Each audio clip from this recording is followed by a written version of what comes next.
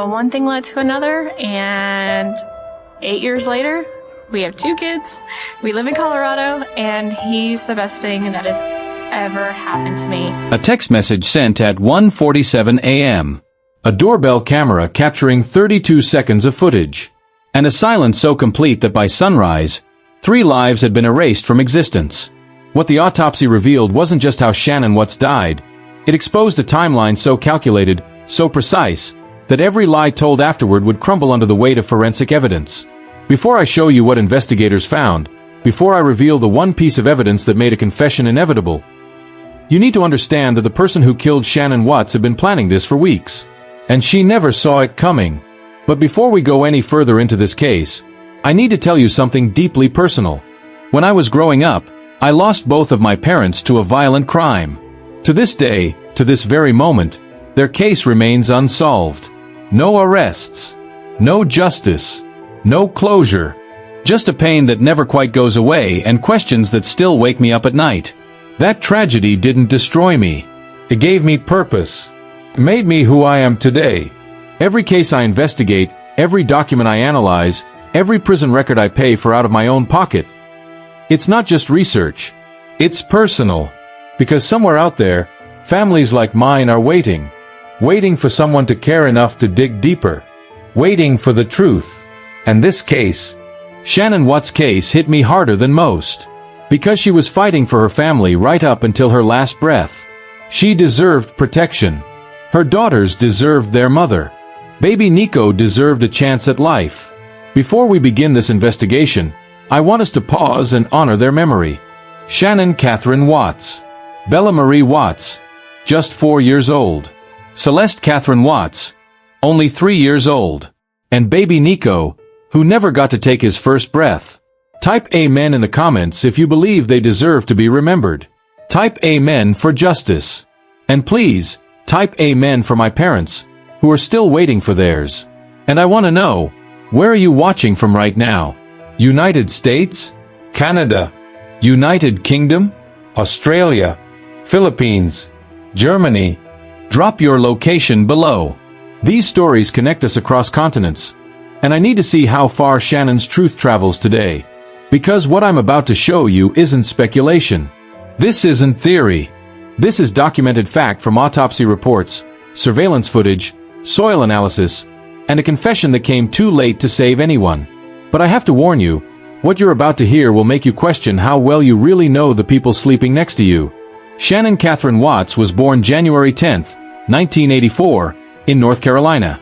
And here's what you need to understand about her from the very beginning. She was visible. She didn't hide her life.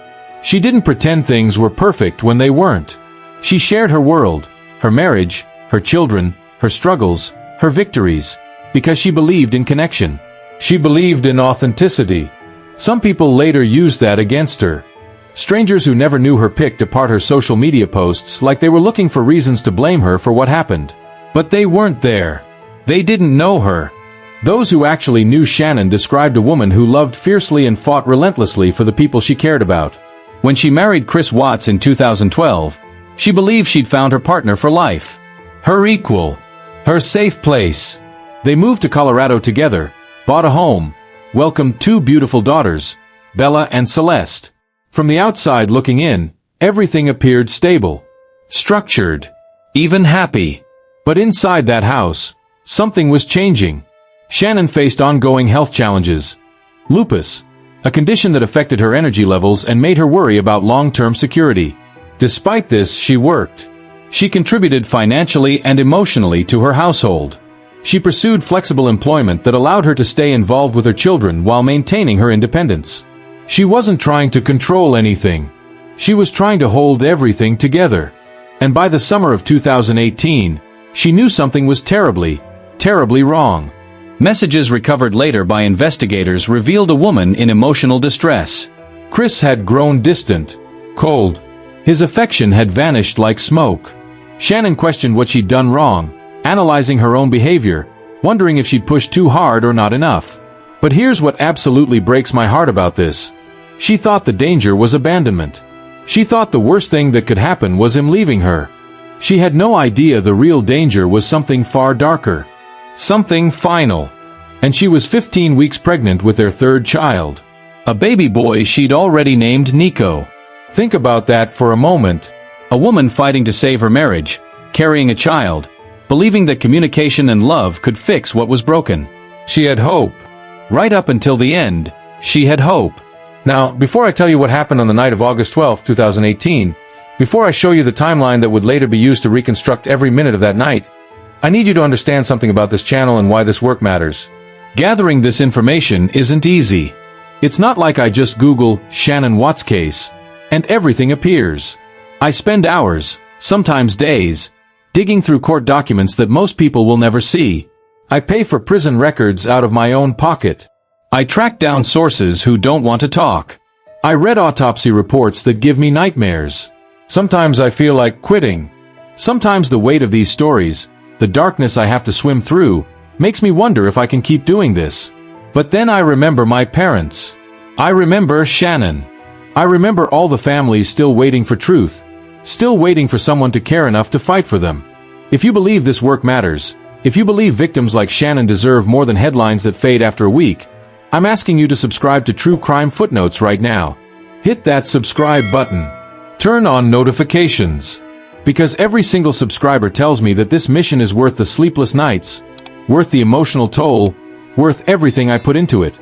And trust me when I say this, what I'm about to reveal next will show you exactly why this case demanded every ounce of energy I had.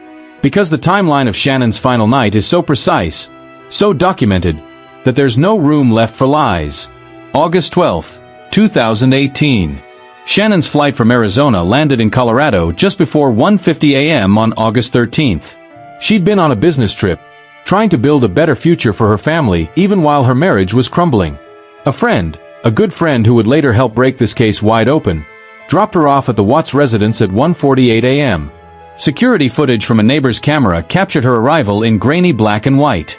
She walked toward the front door, phone in hand, visibly pregnant, exhausted from travel, probably thinking about the conversation she needed to have with her husband. That 32-second clip of silent footage would become the last confirmed image of Shannan Watts alive. The last time anyone outside that house would see her breathing, moving, existing in this world. Inside the house, the atmosphere was already poisoned. Shannon had spent weeks, sensing emotional withdrawal from Chris. Text messages sent earlier that day showed a woman desperately trying to understand why her husband no longer touched her, no longer spoke kindly to her, no longer even looked at her with warmth. She believed they needed to talk. She thought communication could save them. She didn't know she was walking into a silence that had already been decided. She didn't know the man waiting for her inside had already made his choice. According to later statements that would shift and change until investigators stopped believing anything he said, an argument occurred after Shannon entered the home. But here's what's absolutely chilling about this. No signs of forced entry were ever found. No defensive wounds were initially visible at the scene. No neighbors heard screaming. No alarms went off. Whatever happened in that house happened quietly, deliberately, with control. Just silence. The kind of silence that tells investigators everything they need to know about premeditation. At approximately 5:15 a.m., just 3.5 hours after Shannon walked through that front door, Chris Watts was recorded backing his work truck into the driveway. Now, this might not sound significant, but neighbors immediately noted this was unusual. Chris never backed his truck into the driveway. Never. The surveillance camera showed him making multiple trips between the house and the vehicle, loading items for several minutes. He was scheduled to visit an oil site that morning, a remote location he'd rarely gone to alone. By 5:27 a.m., he drove away. 12 minutes. That's all it took to load everything he needed into that truck. Inside the home, Shannon's phone was later found wedged between couch cushions. Her purse, containing essential items she never traveled without, remained untouched on the counter. Her medication, critical for managing her lupus, was still inside the house. Her car sat in the driveway, keys hanging by the door. These weren't small details.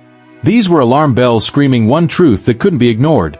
Shannan Watts did not leave that house voluntarily. A woman who's 15 weeks pregnant doesn't walk away from her medication. She doesn't leave without her phone. She doesn't abandon her car. Not unless something catastrophic has happened. By mid-morning, Concern turned to panic. Shannon missed a scheduled medical appointment, something she would never do, especially while pregnant. She stopped responding to messages completely. A close friend, growing more alarmed by the minute, went to the house to check on her. When she couldn't get any answers that made sense, law enforcement was contacted. And from the very beginning, investigators knew this wasn't a routine missing person case.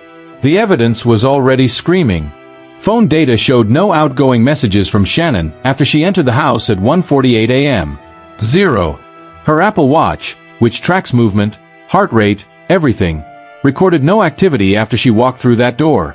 There were no signs she slept in the bed. No evidence she prepared food. No indication she ever left the property. Her final movements ended at that front door. Think about that. A woman returns home at 2 a.m. By 5:30 a.m., she's vanished without a single trace of digital activity. No texts. No calls. No movement. It's like she ceased to exist the moment she crossed that threshold. What happened during those 3.5 hours would soon become the most meticulously documented murder timeline in recent history. But first, investigators had to deal with Chris Watts himself. And that's where this case takes a turn that still makes my hands shake when I review the footage. By the afternoon of August 13th, the search for Shannan Watts had already shifted in tone. This wasn't a "where did she go?" investigation anymore. This was a "what happened inside that house?" investigation. When law enforcement entered the Watts residence, something felt immediately, viscerally wrong. There were no overturned chairs. No broken picture frames. No signs of struggle. The house looked normal. Organized. Yet Shannon's essential belongings remained exactly where she'd left them. Her phone recovered from inside the home. Her purse still on the counter. Her car in the driveway. These were not the actions of a woman who chose to leave, especially not one who was pregnant, exhausted, and deeply worried about the state of her marriage. And then there was Chris Watts himself. He presented himself as calm, cooperative, almost detached. He spoke in measured tones, offering vague explanations that didn't quite add up. He suggested Shannon might have taken the children to visit a friend, despite knowing she'd made absolutely no such plans. When detectives asked about his wife's emotional state, about whether she'd seemed upset or distressed, his answers lacked urgency. There was no panic in his voice. No desperate need to find his missing pregnant wife and 2 young daughters. Detectives noticed it immediately. The concern was being performed, not felt. He was acting the part of a worried husband, but the emotion wasn't reaching his eyes. As the hours passed, the investigation intensified. Officers reviewed neighborhood surveillance footage, going through every camera on the block. One particular camera, mounted directly across the street, revealed something critical. In the early morning hours, Chris's truck had been backed into the driveway. Neighbors later confirmed this was completely out of character. The footage showed him making multiple trips between the house and the vehicle, loading items, moving with purpose. But here's what made investigators' blood run cold. No children were seen leaving the home. No one accompanied him to the truck. He was alone. That single piece of footage narrowed the window of truth to a suffocating time frame. Soon after, investigators turned their attention to Chris's work schedule. He'd volunteered, to check on an oil site called Survey Ranch that morning. Records showed he'd specifically arranged to go alone, which was unusual for that particular site. This raised immediate red flags. The location was remote, isolated, difficult to access. No witnesses. No surveillance cameras. Complete control over the environment. While search teams fanned out across Frederick, Colorado, checking parks, hospitals, anywhere Shannon might have gone, the emotional center of the case began to shift dramatically. Because Shannon's friends started sharing text messages with police. And what those messages revealed was heartbreaking. Conversations filled with fear, confusion, and raw emotional pain. Shannon had sensed the withdrawal. She'd worried about another woman. She'd spoken about her pregnancy, about her desperate desire to keep her family intact, about her terror of losing everything she'd worked so hard to build. Those messages completely reframed the narrative. This wasn't a sudden disappearance. As evidence mounted, investigators applied more pressure. Interviews became more direct. Questions became surgical, specific, designed to catch inconsistencies. And they found them. Chris's timeline started shifting. His explanations changed from one interview to the next. The calm facade that had held so well in the beginning started developing cracks. Then came the moment that altered the entire trajectory of this case. Chris Watts agreed to take a polygraph examination. Now, polygraph results aren't admissible in court. Everyone knows that. But what happened after the test? That mattered more than anyone could have anticipated. When Chris was informed that he'd failed the polygraph, failed dramatically, his entire posture collapsed. You could see it happen in real time. His shoulders dropped. His voice changed. The careful control he'd maintained for hours just evaporated. And for the first time since Shannon disappeared, he stopped controlling the narrative. What followed wasn't the truth. Not yet. But it was the beginning of watching lies unravel in real time. He told investigators that Shannon had harmed their children, and that he'd reacted in rage, that he'd strangled her in a moment of uncontrollable anger. This claim would later be dismantled completely, piece by piece, by forensic evidence that doesn't lie. But at that moment, his false confession served one critical purpose. It confirmed that Shannan Watts was dead. The investigation was no longer about finding a missing woman and her children. It was about locating bodies and understanding just how deep the deception went. And soon, very soon, the ground itself would begin giving up its secrets. But what they found, what the autopsy revealed, that's where every single lie Chris Watts told would meet its end. You know, I want to pause here for just a moment. Because cases like this, they're the reason I wake up at 3 a.m. sometimes, unable to stop thinking about the victims. They're why I spend my own money on records that most people don't even know exist. They're why I push through the exhaustion and the emotional weight of swimming through darkness to find truth. Because Shannon's story could have been buried alongside her body. The truth could have stayed hidden in that shallow grave. But evidence doesn't forget. Science doesn't lie. And neither should we. If this investigation is reaching you, if Shannon's story is making you think differently about the cases you hear on the news, then True Crime Footnotes is doing exactly what it's meant to do. And I hope you'll stay with us, not just for this case, but for the next family that needs someone to fight for their truth. When Shannan Watts' body was recovered from that remote oil site, this case stopped being a mystery and became a forensic story. The autopsy wasn't just a medical report filled with clinical terminology. It was the final witness that couldn't be silenced, threatened, or manipulated. It was a full stop on every lie that had come before it. The first thing the medical examiner confirmed was the cause of death. As her Apple Watch, which tracks movement, heart rate, steps taken, recorded absolutely no activity after she walked through that front door. The timeline created by her devices shows she didn't leave the home alive. She didn't walk away from her life. She didn't disappear into the night. She was taken from her own living room, her own bedroom, her own existence, and she never made it to sunrise. Inside the house, her personal belongings told the same story.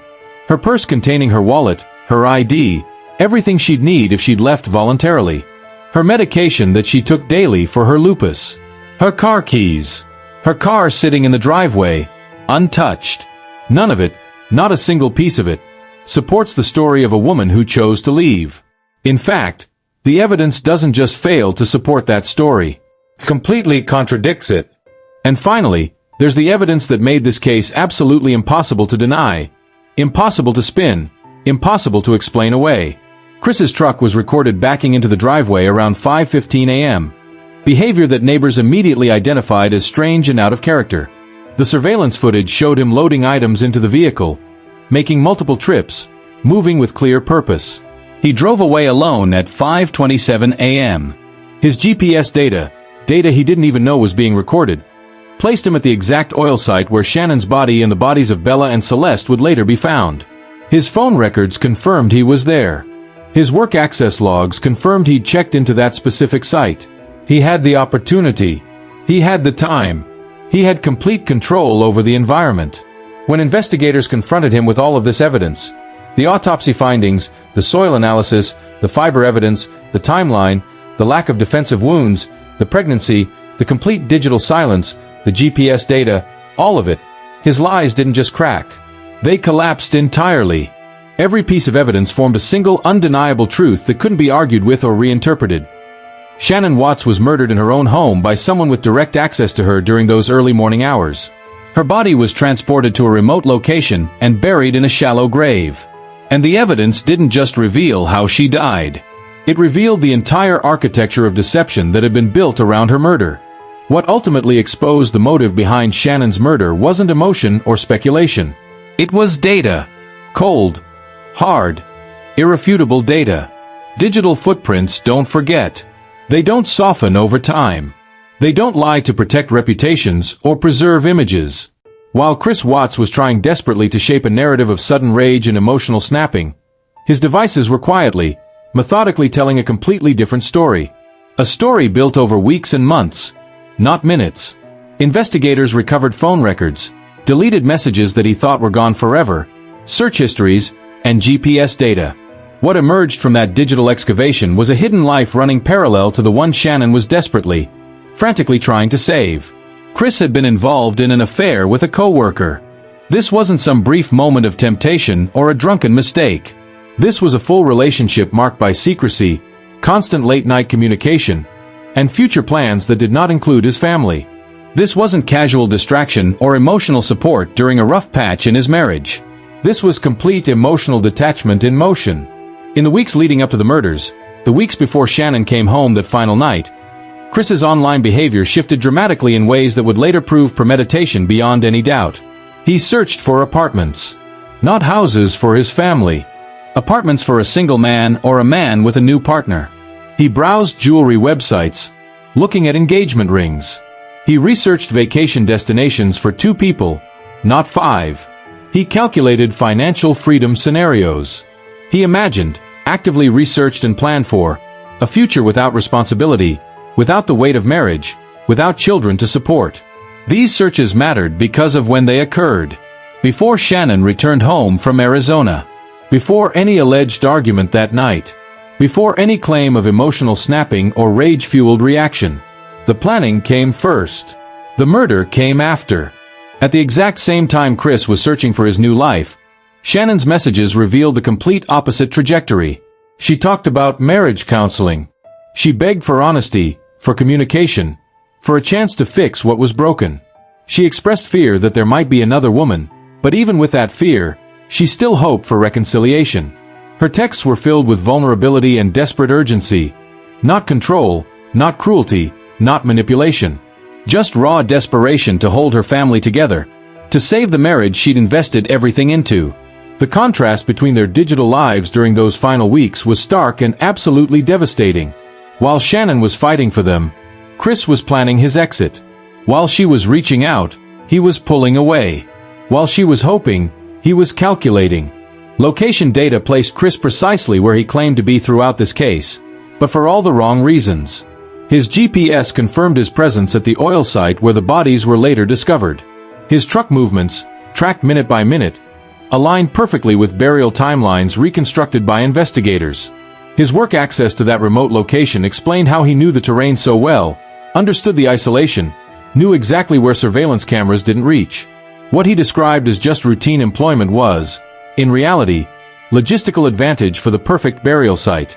Then there were the details he didn't know were being tracked, the digital breadcrumbs he didn't realize he was leaving behind.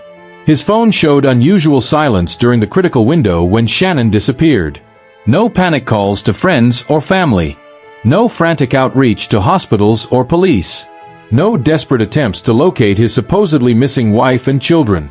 Instead, he texted coworkers calmly about mundane work details. He contacted his mistress shortly after the murders, talking about their future together, about plans they were making. He spoke about routine, everyday plans like nothing catastrophic had just happened. This emotional disconnect wasn't a stress response or shock. It was consistency with who he'd already become. Financial records added yet another layer to understanding his motive. The Watts household was under serious financial strain. Mounting debt, missed payments, pressure building from every direction. Divorce would have meant financial collapse for Chris. Child support for 3 children including a newborn. Shared custody arrangements.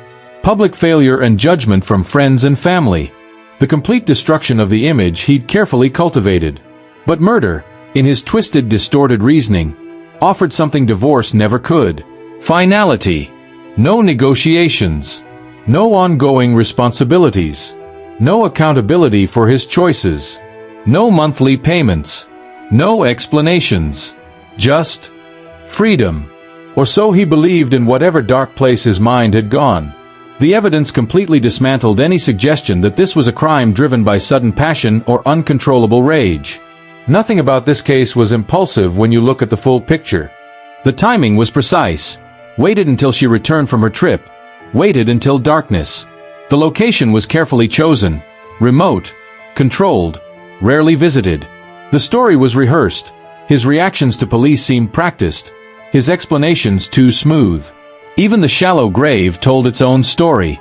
Yes, it was hurried, dug quickly in limited time. But it wasn't random. It wasn't accidental. This was someone racing against daylight, working against a clock, but following a plan that had already been formed. When investigators confronted Chris with a complete digital trail they'd assembled, every search, every text, every GPS ping, every deleted message they'd recovered, he had absolutely nowhere left to hide. Each new piece of evidence boxed him in further, narrowed his options, closed off another escape route. His carefully constructed words collapsed under the weight of timestamps and metadata that couldn't be argued with. His explanations shrank and became less believable as the facts expanded and became undeniable. And here's what keeps this case from ever fading into the background of true crime history, what makes it impossible to forget. Shannan Watts did not die because of an argument that got out of hand. She didn't die because of illness, stress, or unfortunate circumstances. She died because she stood in the way of a future someone else wanted. A future built on erasure and elimination rather than honesty and accountability. The motive wasn't anger or rage. It was escape. And every single piece of evidence proves it. Listen, I need to be honest with you about something. There are times when I'm deep into a case like this, reading autopsy reports at 2 a.m., going through court transcripts that make me physically ill, tracking down witnesses who don't want to relive the worst moments of their lives, and I ask myself if I can keep doing this. If I have the strength to keep diving into darkness to find truth. The emotional toll is real. The nightmares are real. The weight of carrying these stories is real. But then I think about Shannon, fighting for her family until her last breath. I think about my own parents, still waiting for justice. I think about every family out there that needs someone, anyone, to care enough to dig deeper than the headlines. And I realize I don't have a choice. This is what I'm meant to do. This work matters. These victims matter. The truth matters. And I won't stop fighting for it. What finally ended Chris Watts' deception wasn't sympathy from investigators. It wasn't emotional pressure or appeals to his conscience. It was pure inevitability. The evidence had closed in from every possible direction, surrounding him completely, and he finally understood there was no version of events left that could save him. After his initial false confession collapsed under scrutiny, after investigators dismantled his claim that Shannon had harmed the children, they confronted him with the full scope of what they knew. The GPS data showing his exact movements. The surveillance footage capturing everything. The phone records revealing his real priorities. The autopsy findings that contradicted every word he'd said. Piece by piece, timestamp by timestamp, the illusion of control disappeared. And this time, when he confessed, there was no attempt to redirect blame to Shannon. No alternative narrative about rage or accidents. Just admission. Chris Watts confessed to murdering Shannon, admitting that he strangled her in their home during the early morning hours of August 13th. He acknowledged she was pregnant when he killed her. He acknowledged the act was deliberate and intentional. He also confessed to killing his two daughters, Bella and Celeste, after Shannon was already dead, a revelation that stunned even seasoned investigators who'd seen the worst humanity had to offer. His words stripped away any remaining ambiguity about what happened that night. This was not a moment of rage that spiraled out of control. This was a sequence of calculated decisions, each one more horrific than the last. During sentencing, the courtroom became a space of raw, unfiltered consequence. Shannon's family spoke with controlled grief that was somehow more powerful than screaming or tears.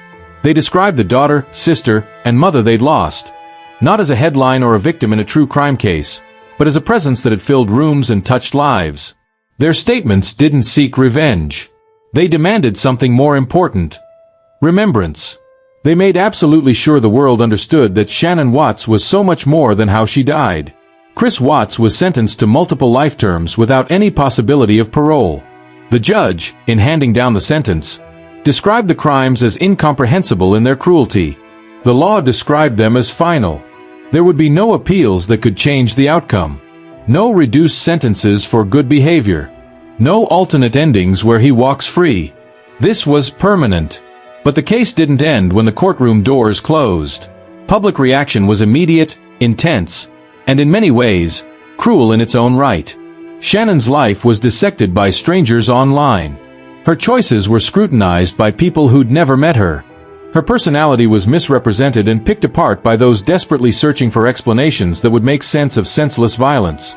This secondary cruelty became part of the tragedy itself, a harsh reminder that victims are often put on trial long after their deaths while perpetrators fade into abstraction and become case studies instead of people who made monstrous choices. What the evidence actually shows is far simpler and far more uncomfortable than people want to accept. Shannan Watts trusted someone who chose erasure over accountability. She believed in communication and honesty while deception was already in motion all around her. She was planning a future, thinking about baby names and family vacations, while someone else was planning an exit at any cost. The autopsy findings, the digital data, the precise timelines, and the eventual confession, all of it converges on one undeniable truth. This tragedy was not preventable by Shannon changing her behavior. It wouldn't have been avoided if she'd been quieter, less present online, more accommodating, or had fewer expectations. The responsibility rests solely and completely with the person who made the choice to commit these acts. And that's exactly why this case still matters years later. Because it forces us to confront uncomfortable truths about how ordinary settings can hide extraordinary violence. How silence can be rehearsed and practiced until it looks like calm. How control can wear the mask of cooperation. And how evidence, when we allow it to speak without interference, will always outlast lies. Shannan Watts' story deserves to be told with complete clarity, unflinching accuracy, and deep respect. Not because of how it ended, though that matters for justice, but because her life had meaning and value before that final night. She was a daughter, a sister, a friend, a mother who loved her children fiercely. And in the shadows of cases like this one, truth remains the only thing that cannot be buried, no matter how deep the grave. The most chilling part of this entire case is how quickly the truth shifted from possibility to absolute certainty. In the beginning, Shannan Watts' disappearance was treated like so many others. A missing person investigation with a family in panic, neighbors in fear, and law enforcement searching desperately for answers that might bring her home safely. But as evidence accumulated hour by hour, the narrative crystallized into something far darker. This was not a disappearance. This was not a woman who chose to leave. This was a deliberate ending, planned and executed with cold calculation. What makes this case absolutely unforgettable is how it reveals the darkness that can exist behind the most ordinary-looking routines. Shannon's life was built on love, tremendous effort, and hope for the future. She believed in family. She believed in commitment. She believed in the possibility of change and healing. And she trusted the person who was closest to her, trusted him completely, even when warning signs appeared. That trust became the very weapon used against her. When the autopsy confirmed what investigators already suspected based on the evidence, the details weren't simply medical facts typed into a report. They were the final words of a life that had been violently, deliberately cut short. Shannon's death was not accidental. It was not a tragic misunderstanding. It was planned. It was executed with precision. It was hidden with intent. And it was meant to be erased from existence as if she and her children had simply vanished. But evidence has its own kind of persistence that human deception cannot overcome. The soil on her body, the fibers from her own bedding, the timestamps on messages that stopped exactly when she entered her home, the complete absence of any activity after her arrival. These weren't random details or coincidental findings. They were the quiet fingerprints of a crime committed with clear intention and careful planning. The autopsy became the last witness who could not be silenced, threatened, or convinced to change their story. It confirmed the brutality of what happened. It established the timeline with scientific precision. And it spoke the reality that some people desperately wanted to remain hidden. Then came the confession, the final collapse of denial and deception. When Chris Watts admitted to killing Shannon and their 2 daughters, it didn't bring closure to anyone. Closure is a myth in cases like this. What it brought was confirmation. Official, Undeniable confirmation that forced the world to confront a truth many people had refused to accept. The most dangerous person in Shannan's story was the one who looked most ordinary. The one who smiled for cameras and played the role of concerned husband while bodies were buried in shallow graves. The courtroom became the final stage where consequences were officially declared and recorded into permanent legal record. Shannan's family spoke, not just as victims in a criminal case, but as human beings who had lost someone irreplaceable. A daughter who brought light into rooms. A sister who offered unconditional support. A mother who would have done anything to protect her children. They reminded the world, in powerful and heartbreaking testimony, that Shannan Watts was so much more than a headline that trends for a week and then fades. She was a human being who loved deeply, planned for the future, and hoped for happiness right up until her final moment. Chris Watts received multiple life sentences without any possibility of parole. The law made the decision final and permanent. There would be no return from this. No redemption arc. No future outside prison walls. Before I close this case, I want you to think about something. Think about Shannan's last text message. Think about her walking up to that front door at 1:48 a.m., probably exhausted, probably anxious about the conversation she thought she needed to have, probably still holding on to hope that things could be fixed. She had no idea those were her final steps as a free woman. No idea those were her last moments of life. And that's what makes cases like this so important to investigate thoroughly and share completely. Because the truth, the full, documented, evidence-based truth, is the only justice Shannan and her children will ever receive. My parents are still waiting for their truth, for their justice. And that's why I'll never stop doing this work, no matter how hard it gets. Shannan deserved better. Bella and Celeste deserved better. Baby Nico deserved a chance at life. And every victim of violence deserves someone willing to fight through the darkness to find the truth. If you've stayed with me through this entire investigation, thank you. Thank you for caring enough about Shannan's story to hear it completely. Thank you for being part of a community that believes truth matters and victims deserve more than headlines. This is True Crime Footnotes, and we'll be back with another case that demands justice. Type amen one more time for Shannan, Bella, Celeste, and Nico. And don't forget, justice delayed is not justice denied. The truth always finds its way to light.